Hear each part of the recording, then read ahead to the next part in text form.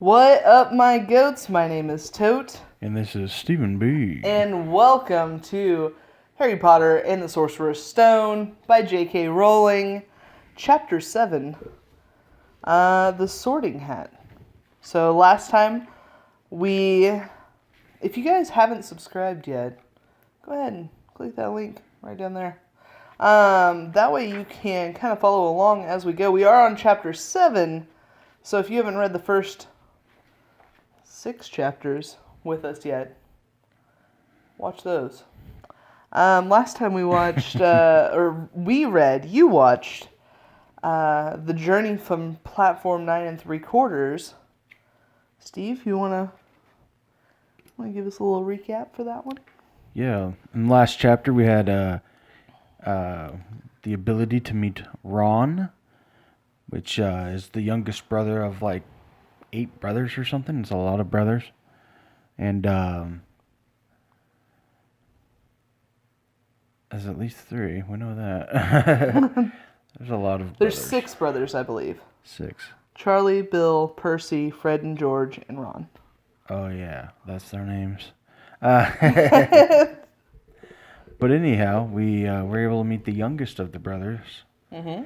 And we're able to spend some time in the train. And Harry was able to just totally gorge on snacks and such. I mean, what kind of kid does that? I mean, come on. Does that sound believable at all?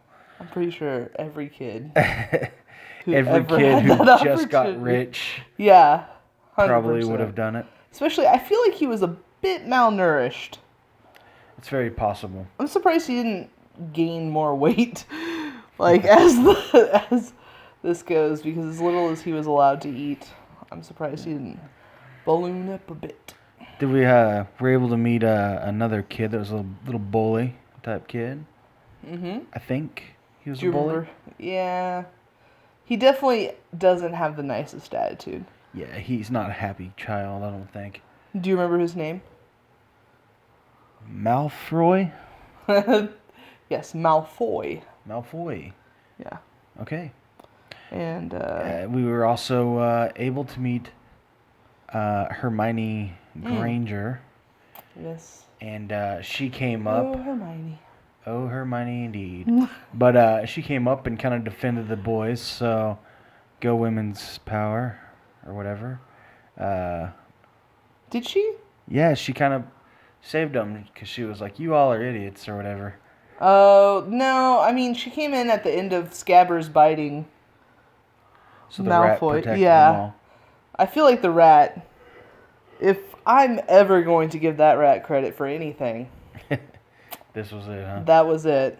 Okay. Oof. Then, yeah, so. So then they got to Hogwarts, and the first years got separated from everybody else. Hagrid took them across the lake. See? This moat-looking thing, and we have Castle Transylvania up there. That's Hogwarts. There's a little lightning bolt in the Yeah, background. one lightning bolt. I don't think it's actually storming this year. I know that it does one year. I think it's like their 3rd year, but That's where we're at. I just completely geeked out on Harry Potter. Okay. Like, I believe it's their 3rd year that the weather's a bit terrible on their first day there. Like, Wow. yeah. So there's that. If you ever need to know any fun Harry Potter facts, I'm your gal. All right. So, prediction time. Oh, cover art time. The Sorting Hat, which it very much looks like the Sorting Hat is a little man. Predictions. What do you think is going to happen here? I know that you kind of know, because I'm pretty sure you've read the books. I'm pretty sure everybody knows what the Sorting Hat is, but maybe not. I have not read the books. I don't know at all.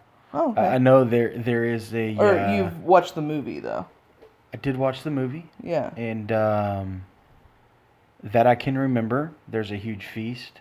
Mm-hmm. And I do kind of know that they get sorted into their houses.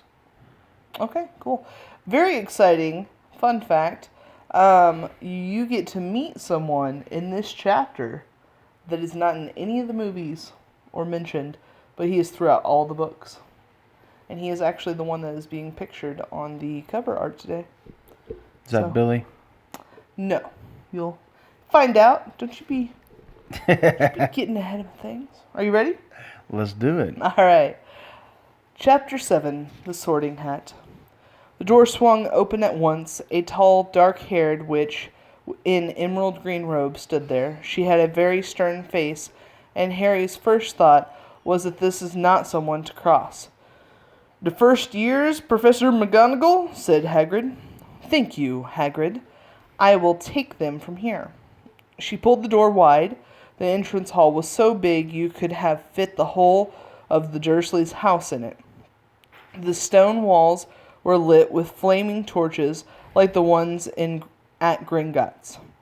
The ceiling was too high to make out, and a magnificent marble staircase facing them led to the upper floors. They followed Professor McGonagall across the flagstone floor.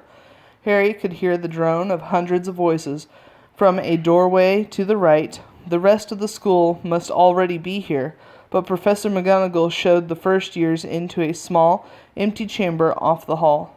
They crowded in, standing rather closer together than they would usually have done, peering about nervously. "Welcome to Hogwarts," said Professor McGonagall. "The start of term banquet will begin shortly, but before you take your seats in the great hall, you will be sorted into your houses. The sorting is a very important ceremony because while you are here, your house will be something like your family within Hogwarts. You will have classes with the rest of your house, sleep in your house dormitory, and spend free time in your house common room. The 4 houses are called Gryffindor, Hufflepuff, Ravenclaw, and Slytherin. Each house has its own noble history, and each has produced outstanding witches and wizards. While you are at Hogwarts, your triumphs will earn your house points, while any rule breaking will lose house points. At the end of the year, the house with the most points is awarded the House Cup, a great honor. I hope each of you will be a credit to whichever house becomes yours. The sorting ceremony will take place in a few moments in front of the rest of the school. I suggest you all smarten yourselves up as much as you can while you're waiting." Her eyes lingered for a moment on Neville's cloak, which was fastened under his left ear, and on Ron's smudged nose. Harry nervously tried to flatten his hair. "I shall return when we are ready for you," said Professor McGonagall. "Please wait quietly." She left the chamber. Harry swallowed. "How exactly do they sort us into houses?" he asked Ron. "Some sort of test, I think. Fred said it hurts a lot, but I think he was joking." How nerve-wracking would this be? Yeah, it's kind of your entire future depends on something that you have no control over. Yeah, something you have no control over. You have no clue what's about to happen. Like, some of these people are muggle-borns, and they don't even know that, like, Hogwarts was a thing until they got their letter. Yeah. Oh, my gosh. And then your entire life is going to be set in stone. I mean, maybe not your entire life, but, like, it seems pretty big. It's huge. Well, when you're that age. And that speech that she just gave was very, like, and they're 11. Like, I feel like this is, and you just now realize it's going to be in front of the entire school. Yeah. So that's pretty, I don't know if I'd be speaking. I'd probably be crying. Anyhow, Harry's heart gave a horrible jolt. A test in front of the whole school, but he didn't know any magic yet. What on earth would he have to do? He didn't expect something like this. He didn't expect something like this the moment he arrived. He looked around anxiously and saw that everyone else looked terrified too. No one was talking much except Hermione Granger, who was whispering very fast about all the spells she'd learned and wondering which one she needed. Harry tried hard not to listen to her. He'd never been more nervous. Never. Not even when he had had to take a school report home to the Dursleys, saying that he had somehow turned his teacher's wig blue. He kept his eyes fixed on the door. Any second now, Professor McGonagall would come back and lead him to his doom. Then something happened that made him jump about a foot in the air. Several people behind him screamed. "What the?" he gasped. So did the people around him. About 20 ghosts had just streamed through the back wall, pearly white and slightly transparent. They glided across the room, talking to one another and hardly glancing at the first years. They seemed to be arguing. What looked like a fat little monk was saying, "Forgive and forget, I say. We ought to give him a second chance." "My dear friar, haven't we given Peeves all the chances he deserves? He gives us all a bad name, and you know he's not really even a ghost. I say, what are you all doing here?" A ghost wearing a ruff and tights had suddenly noticed the first years. Nobody answered. "New students," said the fat friar, smiling around at them. "About to be sorted, I suppose?" A few people nodded mutely.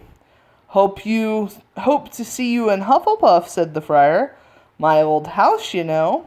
"Move along now," said a sharp voice. "The sorting ceremony's about to start."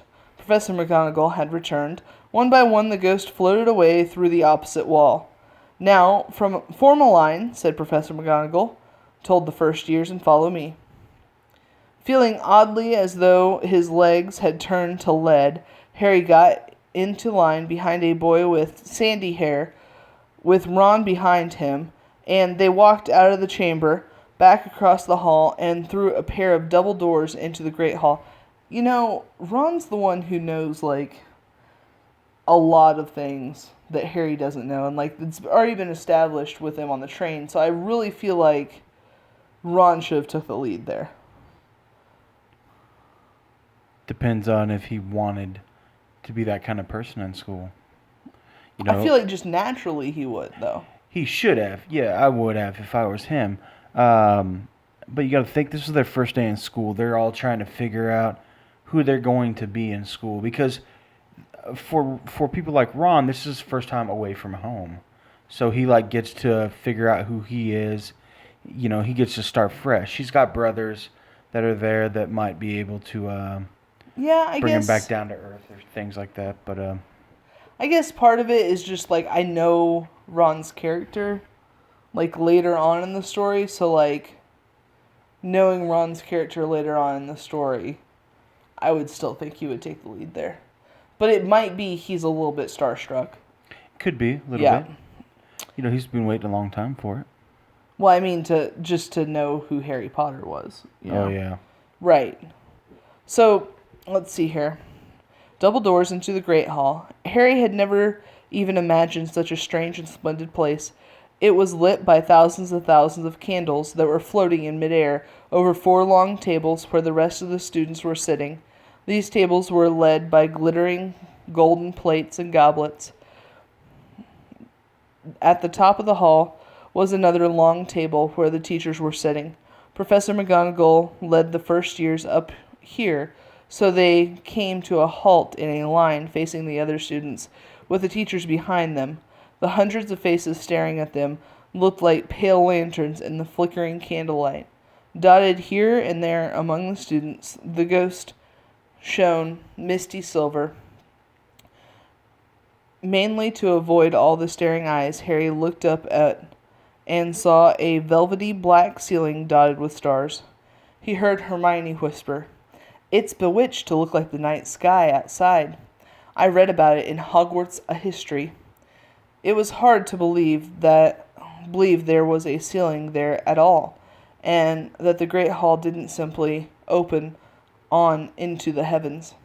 Harry quickly looked down again as Professor McGonagall silently placed a 4-legged stool in front of the first years. On top of the stool she put a pointed wizard's hat. This hat was patched and frayed and extremely dirty. Aunt Petunia wouldn't have let it in the house. Maybe they had to try and get a rabbit out of it, Harry thought wildly. That seemed the sort of thing. Noticing that everybody in the hall was now staring at the hat, he stared at it too. For a few seconds there was complete silence. Then the hat twitched. A rip near the brim opened wide like a mouth, and the hat began to sing. Okay, so here we go. Oh, you may not think I'm pretty, but don't judge me on what you see. I'll eat myself if you can find a smarter hat than me. You can keep your bowlers black, your top hat sleek and tall, for I'm the Hogwarts sorting hat and I can cap them all. There's nothing hidden in your head the sorting hat can see, so try me on and I will tell you where you ought to be. You might belong in Gryffindor, where dwell the brave of heart. Their daring nerve and chivalry set Gryffindor apart. You might belong in Hufflepuff, where they are just and loyal.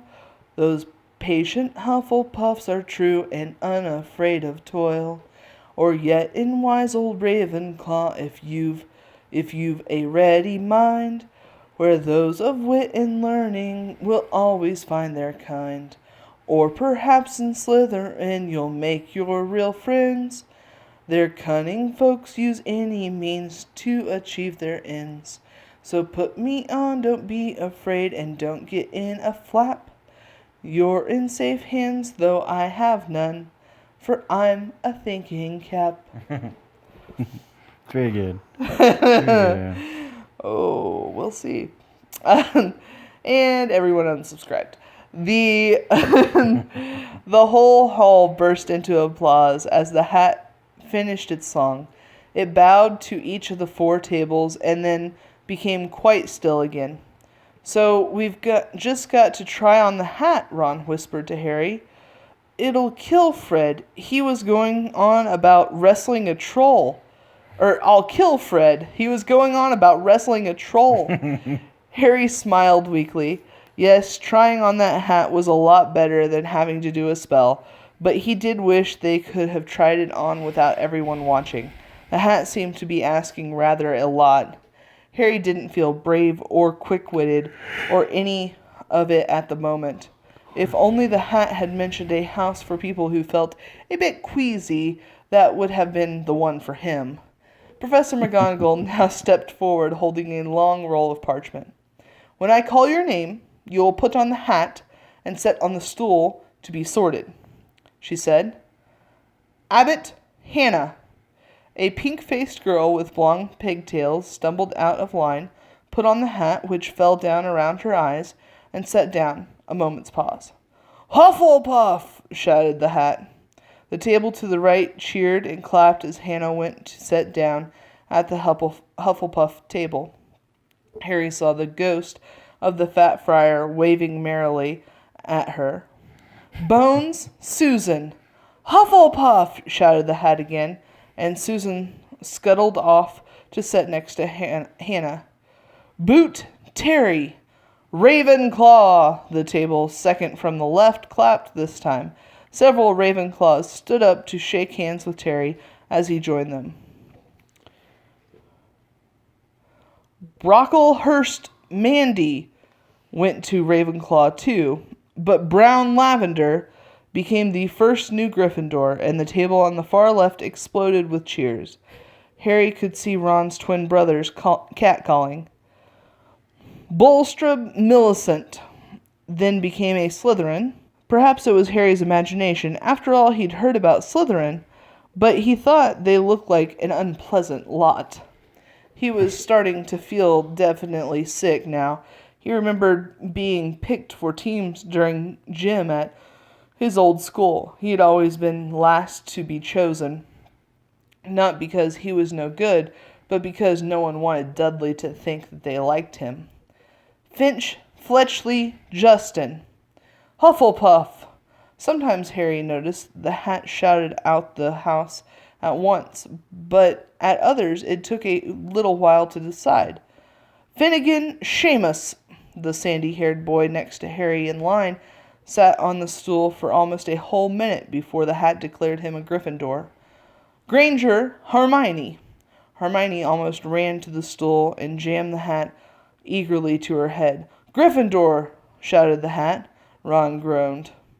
A horrible thought struck Harry, as horrible thoughts always do when you're very nervous. What if I wasn't chosen at all? What if he just sat there with the hat over his eyes for ages until Professor McGonagall jerked it off and let in his head and said there had obviously been a mistake and he better get back on the train. When Neville Longbottom, the boy who kept losing his toad, was called, he fell over on his way to the stool.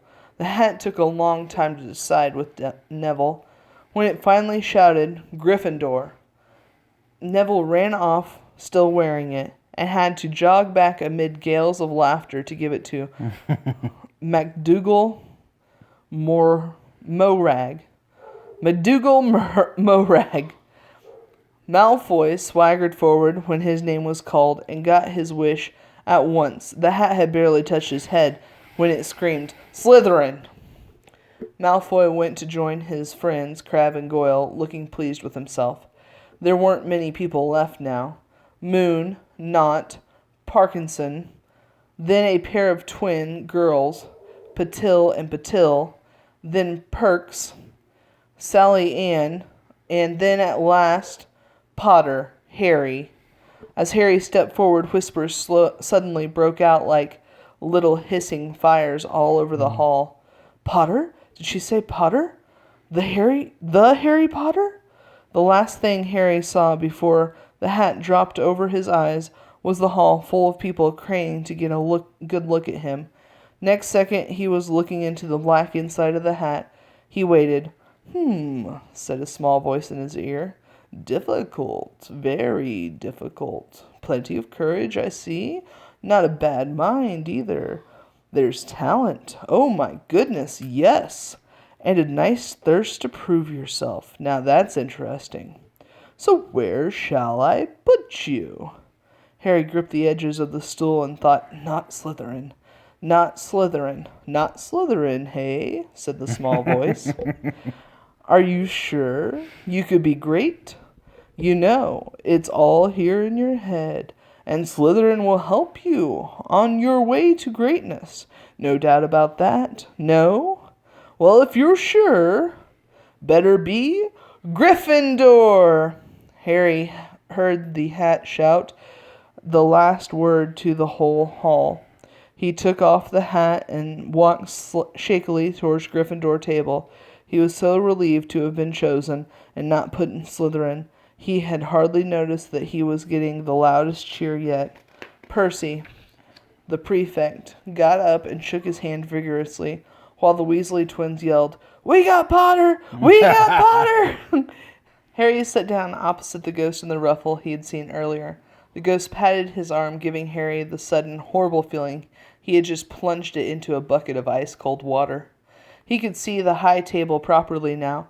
At the ends nearest him sat Hagrid, who caught his eye and gave him the thumbs up. Harry grinned back, and there, in the center of the high table, in a large golden chair, sat Albus Dumbledore.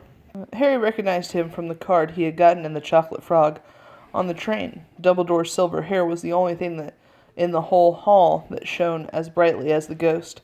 Harry spotted Professor Quirrell, too, the nervous young man from the Leaky Cauldron. He was looking very peculiar in a large purple turban. And now there was only 4 people left to be sorted. Thomas, Dean, a black boy even taller than Ron, joined Harry at the Gryffindor table. Turpin, Lisa, became a Ravenclaw, and then it was Ron's turn. He was pale green by now. Harry crossed his fingers under the table, and a second later the hat had shouted Gryffindor. Harry clapped loudly, and the rest as Ron collapsed into the chair next to him. Well done, Ron. Excellent, said Percy Weasley pompously across Harry as Zabini Bollies was made a Slytherin. Professor McGonagall rolled up her scroll and took the sorting hat away. Harry looked down at the empty gold plate. He had only just realized how hungry he was. The pumpkin pasties seemed ages ago.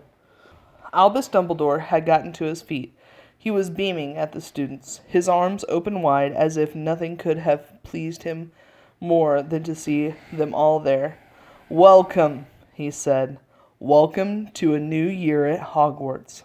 Before we begin our banquet, I would like to say a few words. And here they are. Nitwit, Bulber, Oddment, Tweak. Thank you. He sat down. Everybody clapped and cheered. Harry didn't know whether to laugh or not.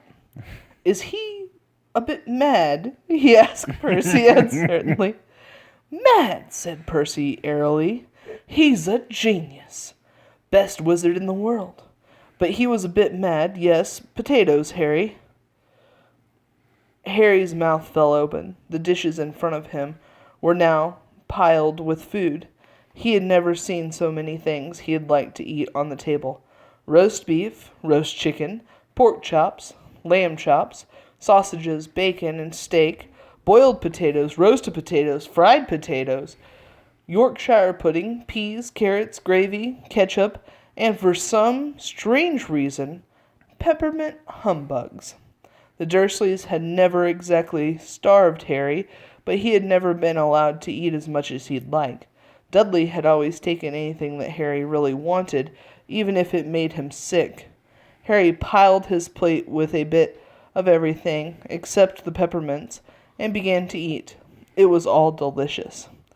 That does look good, said the ghost in the rough sadly, watching Harry cut up his steak.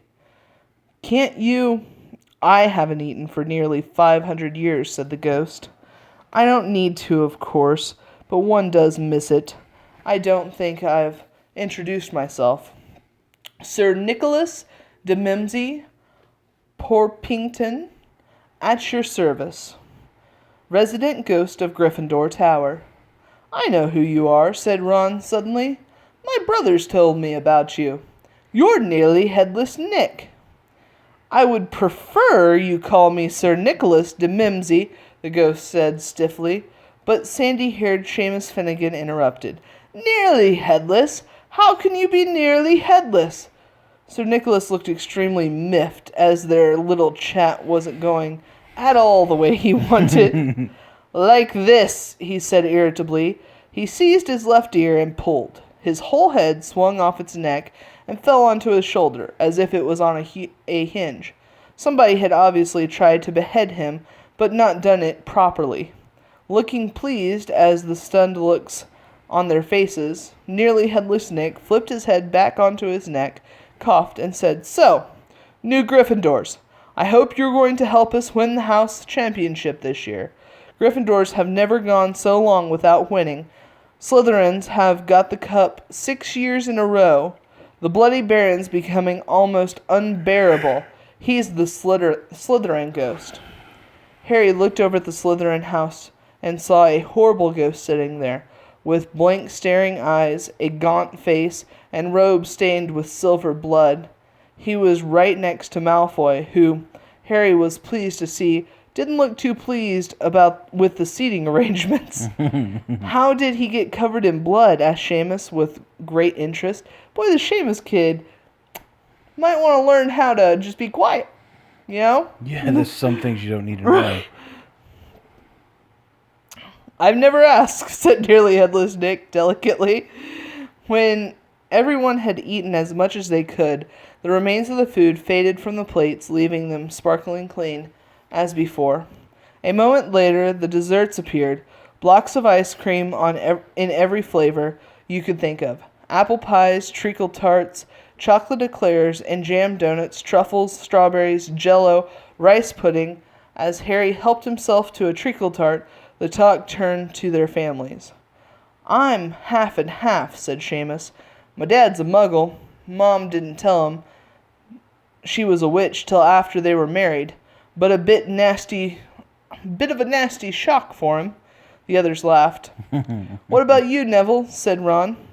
Well, my gran brought me up, and she's a witch, said Neville. But the family thought I was all muggle for years. My great-uncle Algy kept trying to catch me off guard and force some magic out of me.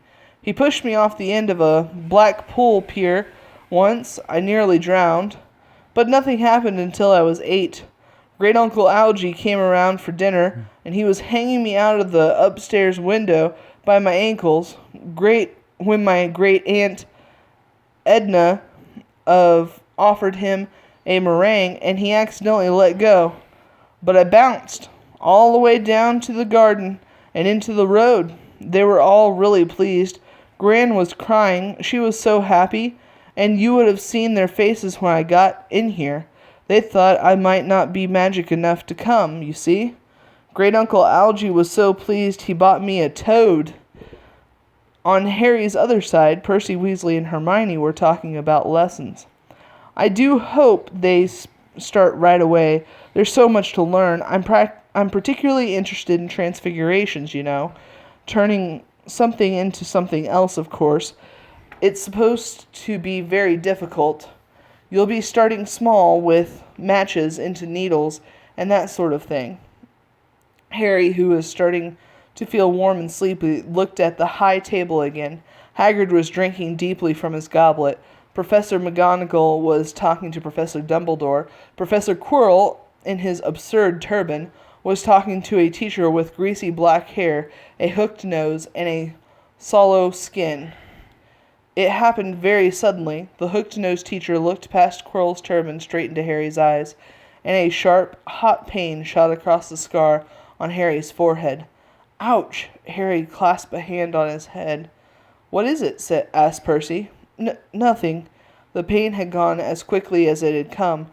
Harder to shake off was the feeling Harry had gotten from the teacher's look, a feeling that he didn't like Harry at all.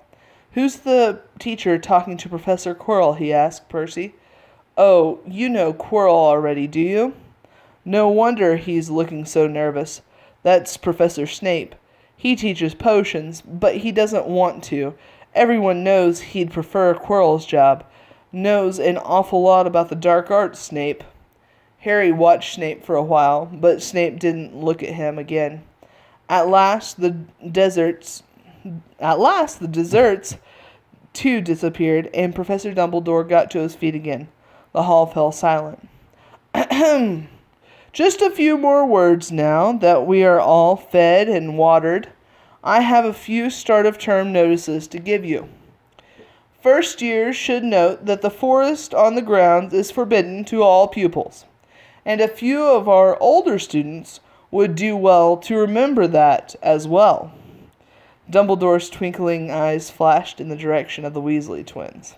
"I have also been asked by Mr. Filch, the caretaker, to remind you all that no magic should be used between classes in the corridors.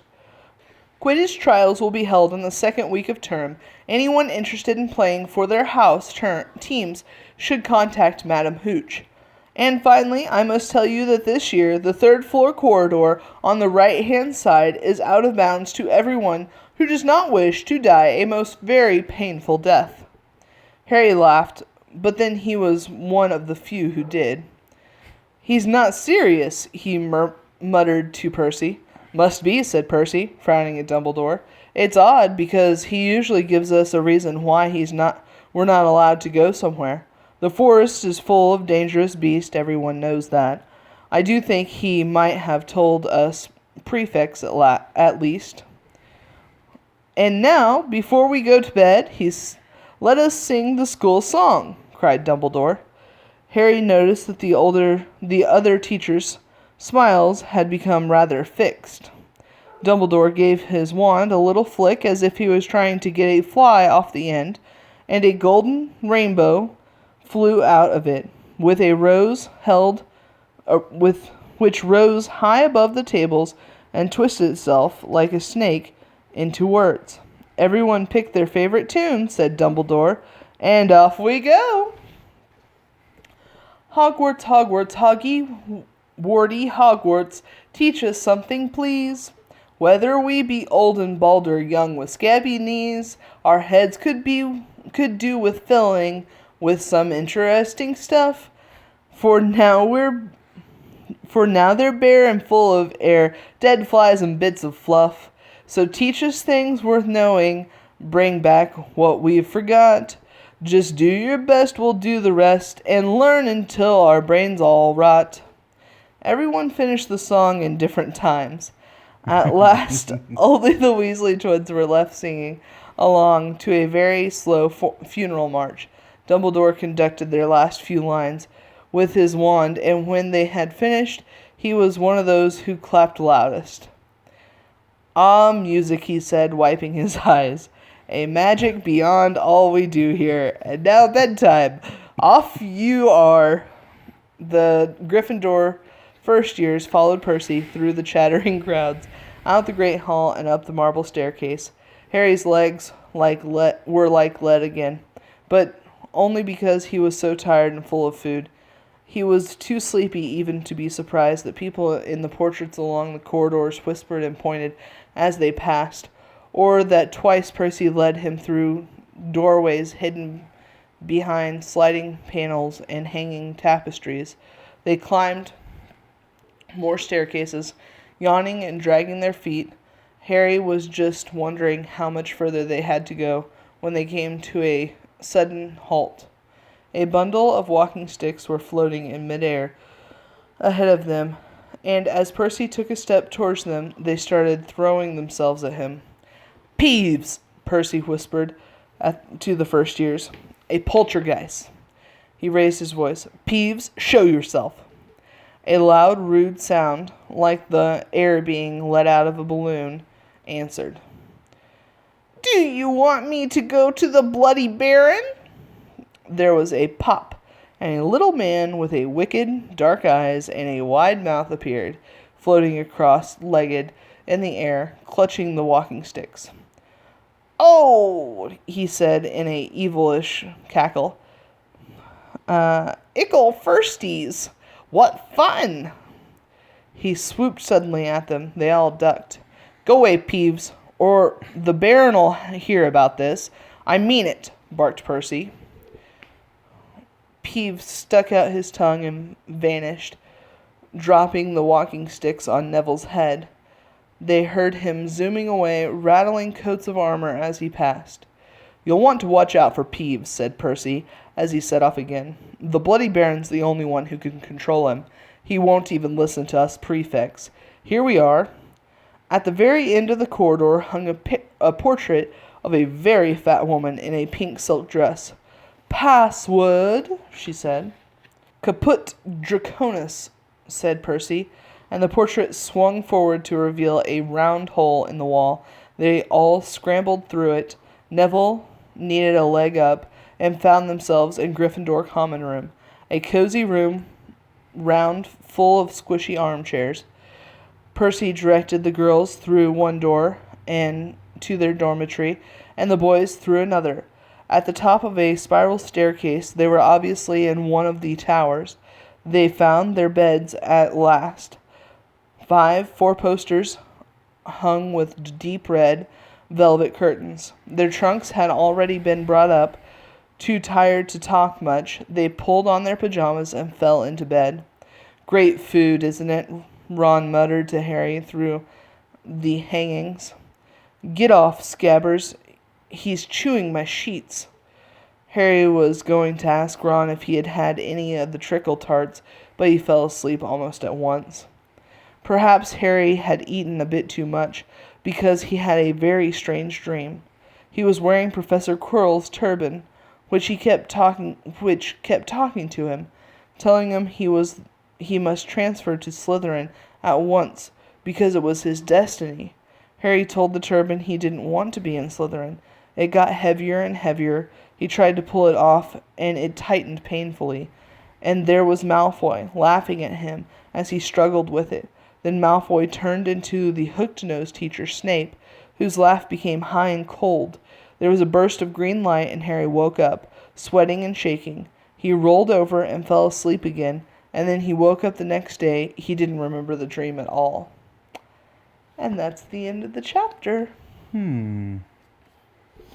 So, for next episode, I hope I'm not leading you astray here, but I believe they're going to have breakfast, which will be porridge, which I think is like oatmeal, and toast, which is actually the way I like my oatmeal, is in a piece of toast. So, what'd you think? Interesting. That was pretty good.